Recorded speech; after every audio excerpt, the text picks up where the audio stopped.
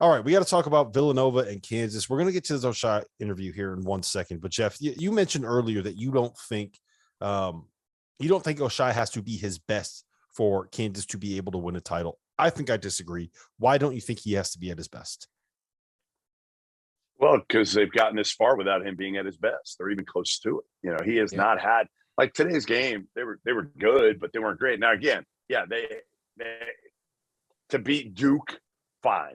To beat Duke, Ochai is going to have to go for 20 plus. But I don't think that he needs to be at his best to beat Villanova. I mean, honestly, Villanova's got 5 dudes. They lost their second best shooter, whatever you want to call him. Justin Moore's probably their best shooter, pure shooter. Second most important player, I guess Eric Dixon, whatever you want to call it. I would say he's their most talented player. Yeah, I think he's got the best chance to stick in the league and play a role in the league. But I feel like, again, they're not as dependent on Ochai as we thought they were going to have to be, because you got that big man duo of McCormick and Lightfoot. You've got Brown. You've got now Remy Martin. That's been the X factor now. It's like what Ochai can't do. He did it once today. He did it once. He turned the corner on his left hand and he went to the basket, and McCormick sealed down low. So it was an easy basket. But other than that, that's not really Ochai's game, right? I mean, you can't just give him the ball and say, hey, go make a play. Yeah. That's where Remy Martin comes in, and he's the game changer for them. I almost think Remy Martin is more important than Ochai. Does that sound insane? Yes. For them winning it all? Well, here's where I would say I agree with you, Jeff, is that I thought Ochai Agbaji was a constant. I thought for sure you're going to get 15 to 20. He averaged 20. I thought he was going to be that guy during the tournament that you could just rely on. And then Remy was just going to be gravy. Some of the best gravy that you'll ever have on your potatoes. Where's John Fanta for the food reference? So I thought he was going to be the most important piece, because Agbaji was going to be just his normal self and average those high scoring numbers. Now that hasn't been the case and they've been able to win without him, he's going to be incredibly important now that Remy's got going. So I think the biggest variable are both of those two guys. If Agbaji gets going again, they're going to be really tough to handle, especially with Remy playing the way he's playing. But this is the Remy Martin that a lot of people signed up for, because they needed that change of pace. They needed that spurt ability guard that when offensive thing, it wasn't working on offense, he could take off on a 12-0 run by himself. Boy, did he ever show that in the Sweet 16 game. He can be that guy. He's really, really good whenever he's playing just that role. Yeah, we're going to get to his interview in 1 second. I do want to make 2 points. One, good. I mean, I hear what you're saying about Remy being more important. I just think that having the, like you said, Tio, the constant of Oshai Agbaji out there is what makes Kansas here. Remy could take you from here to here, right? But without Agbaji, you could be down here. Remy takes you from here to here. Anyway, that's a long way of saying it. I mean, listen, to beat Duke. Yeah, you need both to be able to beat Duke. The second thing is, T.O., John Fanta lives in New Jersey now, so gravy is the red stuff that goes on pasta here. Now that we have that settled, let's get into this. I don't have gravy in New Jersey. That's your problem. That sounds like a you issue. That doesn't sound like a me problem. That sounds like a you problem. We have the gravy that goes on potatoes, but gravy is the red sauce that goes on pasta. You should have gravy. You should have gravy that goes on biscuits, but you put ketchup on your biscuits because you're a psychopath. I do not. That's the whole thing. I do not put ketchup on my biscuits. Let's get that out of here. Sandwiches. I put ketchup on my breakfast. I put ketchup on my breakfast, my breakfast sandwiches. I put butter on my biscuits. Anyway, can we please get into this interview with Oshai Agbaji? That is where we're going right now. Producer Dagan Hughes, producer Luke, get us there, please.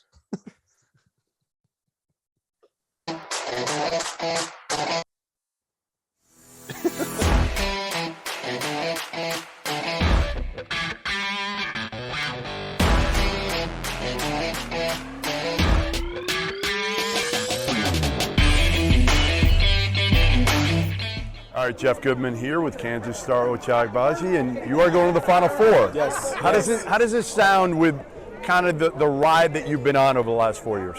It sounds crazy. Looking back on things, my sophomore year, I know we wanted to make this run, but obviously COVID, that didn't happen for us. But it's huge to say that now and actually be in the moment. But it's crazy.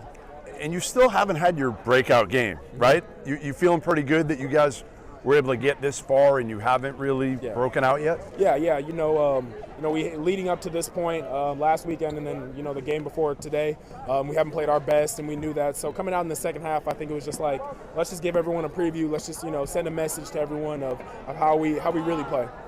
Did it show people, I guess, how good a team you guys are? Because you got contributions from everybody there, right? CB, McCormick was great. Yeah. You play well. Remy comes off the bench and does what he's done lately. How difficult is this team to stop when you guys are kind of getting contributions from everybody? It's really difficult. I think when we're focused on defense and offense is flowing like naturally how it was, the sky's the limit for us. And I think we're a really hard team to guard because we do have those pieces, where guys can step up like that. But I'm just proud of my team, for doing that. All right, Villanova. What do you know about them? I know you've seen them on TV plenty. Yes. Right? Obviously, I played against them once. I've watched them when I've been on the squad, obviously my freshman year, and then the year before that when they beat us in the Final Four. Well-sound team. They're going to play off 2 feet. They're going to back cut. I already know the scouting report coming for them. I know Coach Ross. A lot of shot fakes. Yeah, a lot of shot fakes. They're really fundamentally sound. So we're just going to have to play even more fundamentally sound defense. All right, I'll see you in New Orleans. Thank you.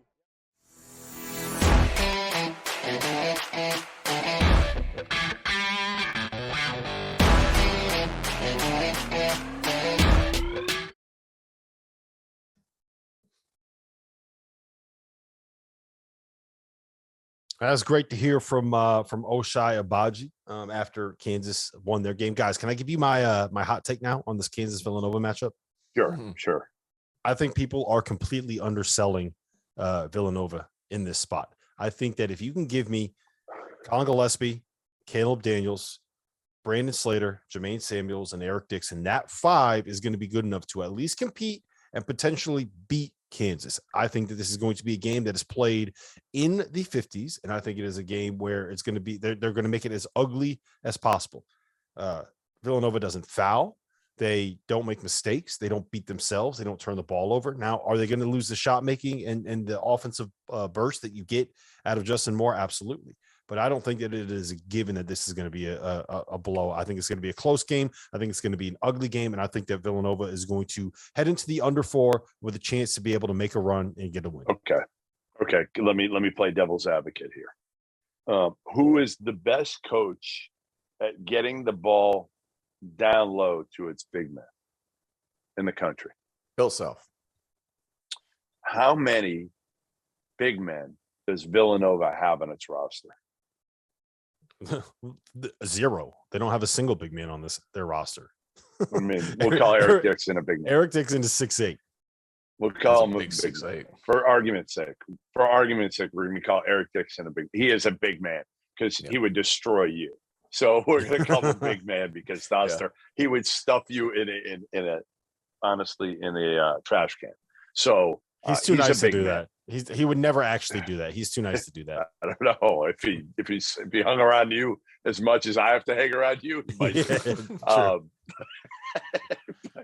I'll tell you what. The bottom line is, if anybody can exploit the lack of size and the lack of depth up front that Villanova possesses, it is Bill Self. I mean, they're throwing the ball into Mitch Lightfoot tonight like he was friggin' Kareem Abdul-Jabbar. It was insane. Like, I'm like, what is he doing? And Mitch Lightfoot's like getting some shit done in there. So I don't see a scenario where at the 8-minute timeout at the end of the game that Villanova's in this thing. Like realistically, can they play with him for 20 minutes? Sure. They can play with him because of David McCormick. So all I'm saying here is that you are saying that you don't think Villanova has a chance to beat Kansas because of David McCormick, the guy who all season because of all season long we've been sitting here like, okay, David, like he's never been that consistent. And for the record, Villanova just pretty easily handled a Michigan team that has a better big guy and a big guy in Hunter Dickinson. That's all I'm saying. I'm not Yeah, saying, but the reason I told you it was a little bit more than a lukewarm take, but not necessarily a scalding hot take, is because I'm not saying that I think Villanova is going to win, but I will be on Villanova plus 4.5. That's what it's at. That's a line at Bet Rivers right now. Isn't this what you did? What was the game? Was this the Carolina Baylor game? Remember what was the game? Oh, it's Carolina Duke. It was Carolina Duke. Cameron. Yeah, you called it. And you did. Yeah. You did what Bill Self says that I did when I did my report years ago about Joel Embiid, and I said he might leave Kansas after 1 year, or he might come back to Kansas. That's kind of what you did with the Carolina Duke game. Well, they might win, but they might lose. Yeah, I just didn't go all in on the wrong side. I didn't say that Duke was going to win by 42 points, like some of the people that are currently sitting here on this show. I'm just saying, I think that the smart bet here is going to be on Villanova plus 4.5. Is Jordan Longino going to come back? Is he? Because he didn't play this week. Like if he plays, that's a big difference. In my mind. He's done for the season. He kind of just comes in and does what he does. He's out. He's done. Really? Okay. Well, who knows? They might have somebody we've never heard of come out there and just be electric. Yeah, you never know. You never know with this Villanova team.